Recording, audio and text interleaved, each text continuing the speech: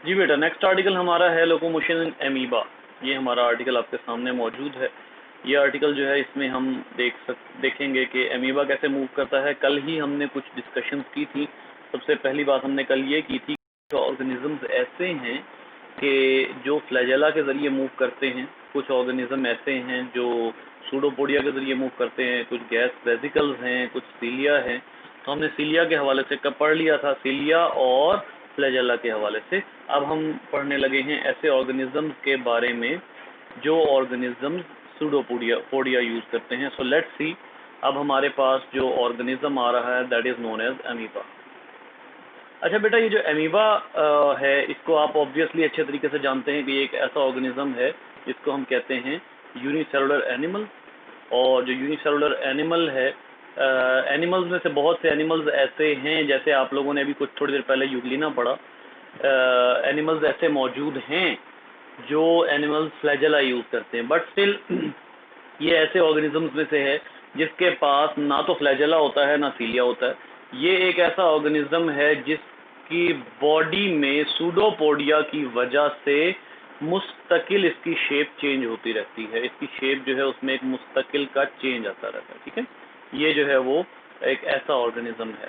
अब ये जो एमीबा है, इसकी अगर आप देखें ना, आप लोग अगर इसको माइक्रोस्कोप में देखते हैं, ठीक है, माइक्रोस्कोप में अगर आप इसको देखने की कोशिश करते हैं, वैसे ये माइक्रोस्कोप में भी नज़र आ जाता है, माइक्रोस्कोप में भी ये नज़र आ जाता है।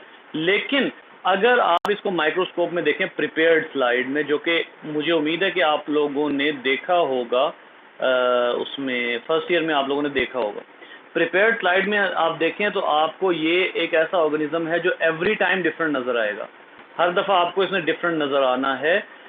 उसकी वजह क्या है कि जब इसकी स्लाइड बनती है इसकी शेप चेंज हो चुकी होती है। इसको सिर्फ आप सूडोपोडिया से पहचानते हैं। इसके सूडोपोडिया, इसकी बॉडी में कुछ इस तरह से मूवमेंट हुई भी होती है कि ये पहचाना जाता है, ठीक है। जैसे हमारे पास एक डायग्राम थी, एक स्लाइड थी, उसमें अमीबा की शेप कुछ ऐसे थी, ऐसे करके, और ऐसे इस तरह, फिर ऐसे इस तरह कुछ करके उसकी शेप थी, ठीक है। सो ये जो चीज़ है ये आपको क्या बता रही है, ये चीज़ आपको बता रही है कि सेल ने शेप चेंज की है, चेंज इन शेप आया है। तो ये अगर एक sell out of the way अपनी शेप को चेंज कर रहा हो, एक sell out of the way अपनी शेप को चेंज कर रहा हो, तो वो सेल जो है वो यकीनन अमीबा का होगा, ठीक है। सो अब इसमें जो है वो किस तरह से मूवमेंट होती है, बजाय इसके हम जो है वो कोशिश करते हैं कि हम चलते हैं इसी के ऊपर, इसी डायग्राम के ऊपर, क्योंकि बड़ी ही अच्छी डायग्राम, बड़ी सिंपल सी उन्होंने डायग्राम यहाँ पर दी हुई है। गलती से एक अच्छी डायग्राम यहाँ पर एक मेंशन है, ये देखिएगा, ये है फर्स्ट स्टेप।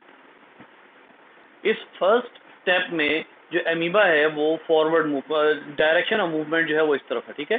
तो ये क्या कर रहा है, अब आप गौर कीजिए, ये अपने पिछले साइटोप्लाज्म को धकेल रहा है आगे की तरफ। ये मूवमेंट धकेलने की है, ये अपने साइटोप्लाज्म को धकेलता है। तो एक्चुअली आप इसको जो है वो साइटोप्लाज्मिक मूवमेंट भी कहते हैं। इसकी ये जो मूवमेंट है ना, साइटोप्लाज्मिक मूवमेंट भी कहते हैं। अच्छा, इसमें थोड़ा सा मैं आपको जो है वो अगर एक्सप्लेन करने की कोशिश करता हूँ, उधर ही वाइट बोर्ड पे चलते हैं, वहाँ पर मैं इसको एक्सप्लेन करता हूँ।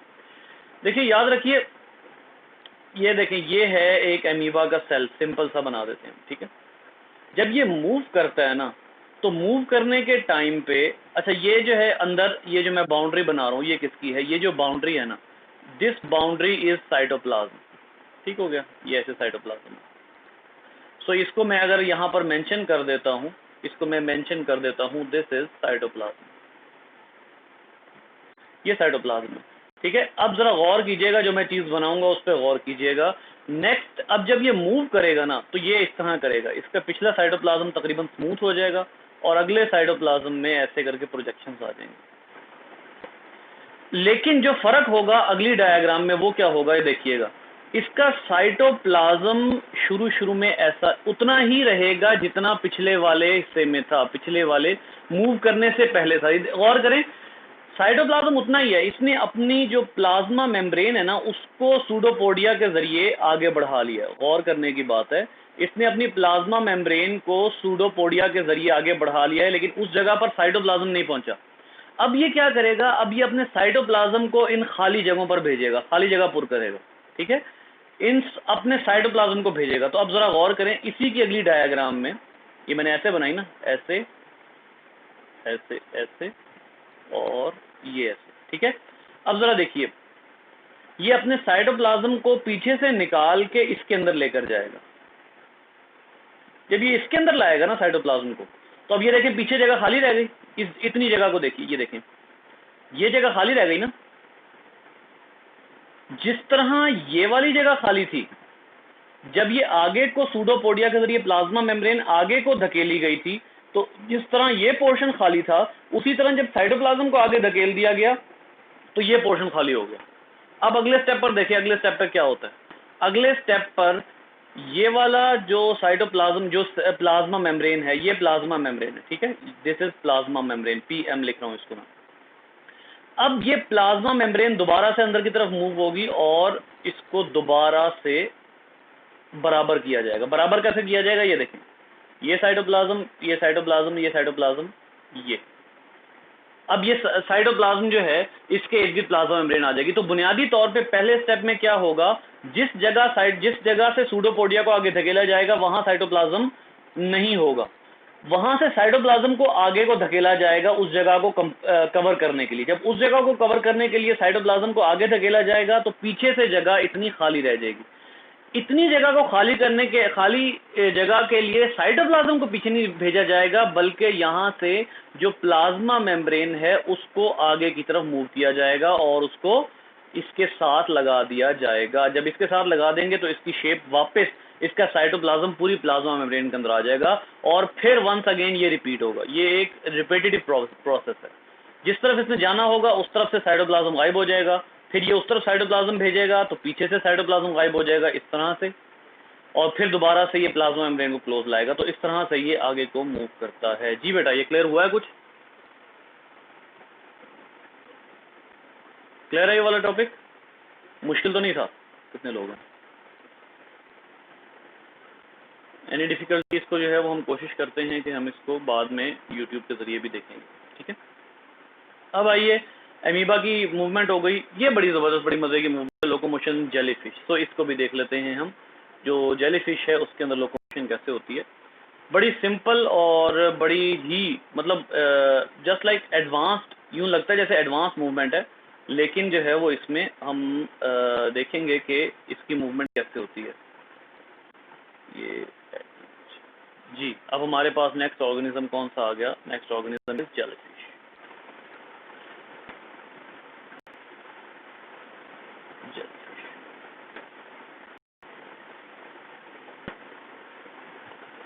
देखिए बेटा, जेलीफिश एक ऐसा ऑर्गेनिज्म है, इसको इसकी शेप की वजह से भी और इसको इसकी हरकतों की वजह से भी जेली का नाम दिया जाता है ऐसे। और इसके पास होते हैं टेंटिकल्स। इसके पास जो हैं वो टेंटिकल्स होते हैं जिन पे मौजूद होते हैं स्टिंगिंग सेल्स। आपको याद होगा स्टिंगिंग सेल्स और टेंटिकल्स किसमें हुआ करते थे? जी बेटा, कौन सा फाइलम था जिसमें स्टिंगिंग सेल्स और टेंटिकल्स होते थे? फाइलम बताइए।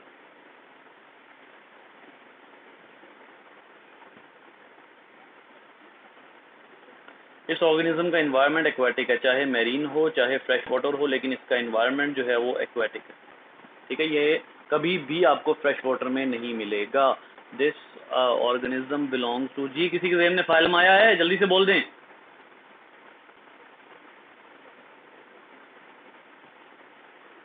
नाइडेरियन।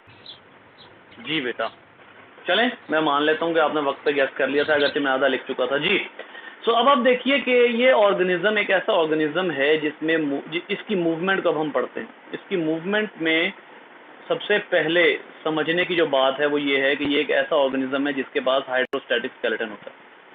अब ये बात आपको बहुत कुछ बता देती है कि हाइड्रोस्टैटिक स्केलेटन जो है ये कैसा किस तरह से हाइड्रोस्टैटिक स्केलेटन की हेल्प ले सकता है। आपको ये बात अच्छे तरीके से पता है कि अगर एक ऑर्गेनिज्म है वो एक छोटी सी शेप में मौजूद है, लेकिन अगर वही ऑर्गेनिज्म वाटर इनटेक कर लेता है, ठीक है, ये एक ऑर्गेनिज्म है, इसके अंदर वाटर इनटेक हो जाती है, वाटर भर जाता है।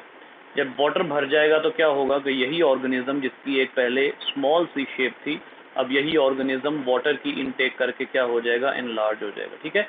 बिल्कुल इसी तरह से जेलीफिश जो है वो मूव करती है। जेलीफिश की मूवमेंट को जेट प्रोपल्जन कहते हैं। ये ज़मीन को धकेल कर ऊपर की तरफ मूव करती है, तो जेट प्रोपल्जन कहते हैं। कैसे? अभी तो देखिएगा, ये मैंने मूवमेंट ज़रा उल्टी बता दी है, लिहाजा इसको हम करते हैं, इसको हम जो है वो रिमूव करते हैं और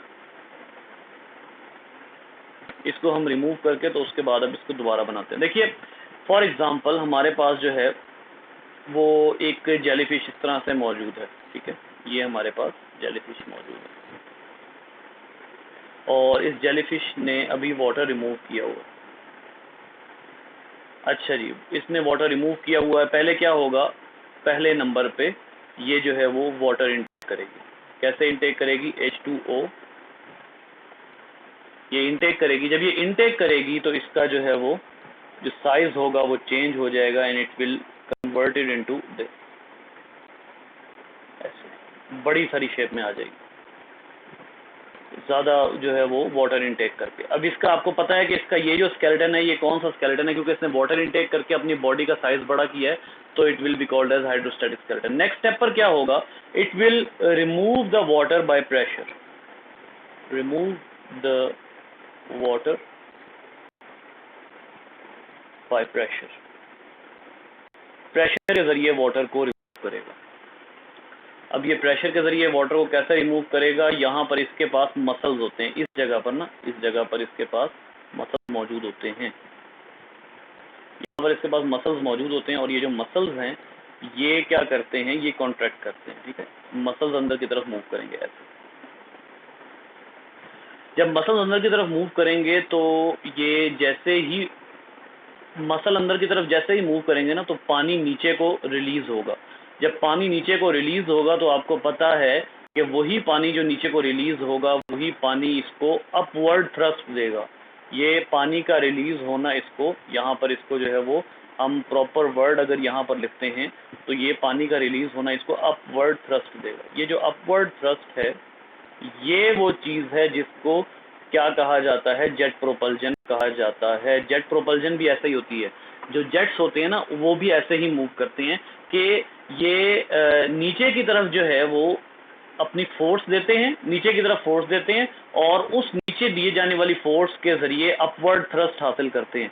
ये वाटर का फोर्स नीचे की जानिब फेंक कर वाटर को फोर्स से नीचे की जानिब फेंकती है और अपनी जो मूवमेंट है वो ऊपर की तरफ पॉसिबल बनाती है। अब जब इसने दोबारा ऊपर की तरफ जाना है तो इसको अब मजीद वाटर इनटेक करना होगा, क्योंकि अभी ये वाटर निकाल चुकी है। अब ये दोबारा वाटर इनटेक करेगी, दोबारा वाटर इनटेक करके फिर वही जो है वो कॉन्ट्रैक्शन करेगी और ऊपर को मूव करती जाएगी। तो ये मूवमेंट जो है ये कहलाती है, this movement is also called as jet propulsion, jet propulsion.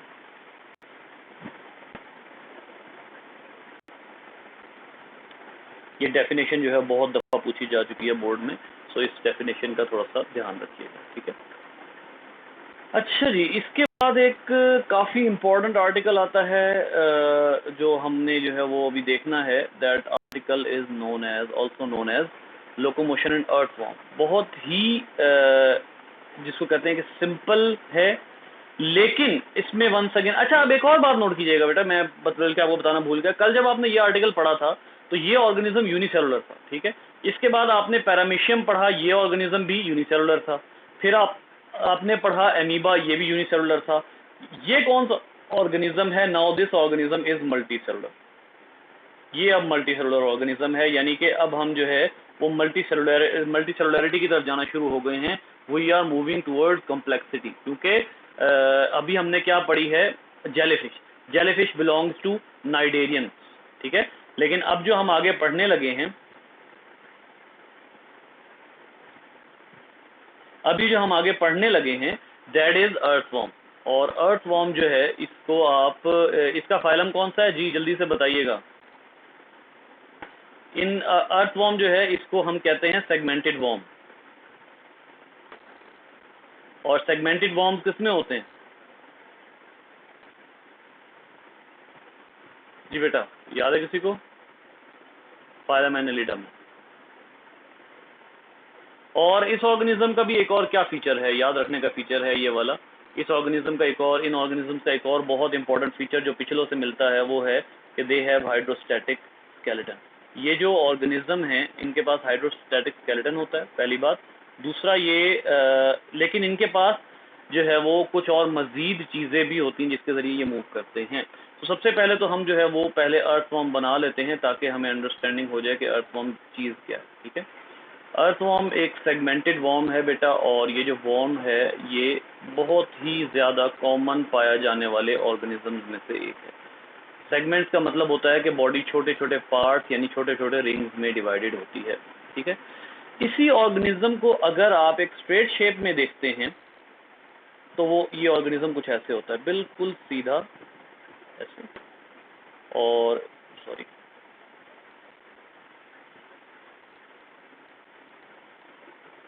ऐसे करके इसका जो है वो ऐसे ये रिंग्स हैं, और ये हर रिंग जो है इनके दरमियान का रीजन क्या कहलाता है जी बेटा? हर रिंग के दरमियान का रीजन क्या कहलाता है जी? बताइएगा। हर रिंग के दरमियान का रीजन सेगमेंट कहलाता है, ठीक है। अब एक जो बात है, एक तो हमने कहा कि इसके पास हाइड्रोस्टैटिक स्केलेटन होता है जिसके ज़रिए ये मूवमेंट करता है, ठीक है, पहली बात। दूसरी बात ये कि इसके पास कुछ स्पेशल किस्म के छोटे छोटे स्ट्रक्चर्स होते हैं जिनको ये मूव करने के लिए, अपनी बॉडी को मूव करने के लिए जो है वो यूज़ करता है। ये जो स्ट्रक्चर होते हैं इनको कहा जाता है सीटा या सीटी, SETA, सीटा या सीटी। ये जो है ये सीटी होते हैं और हर सेगमेंट में 2 होते हैं, ठीक है, ये पेयर्स होते हैं। हर सेगमेंट में ये पेयर की फॉर्म में होते हैं, ठीक है। सो अब हम देखेंगे कि ये मूवमेंट कैसे करता है। एक तो हमने कहा, अब ये चीज़ें जो हैं वो आप लोगों ने एनलिस्ट करती जानी है। नंबर 1, इसके पास ये वाला जो है वो हाइड्रोस्टैटिक स्केलेटन है। नंबर 2, इसके पास सीटी मौजूद है। बेटा कैमरा यकीनन ऑफ हो गया,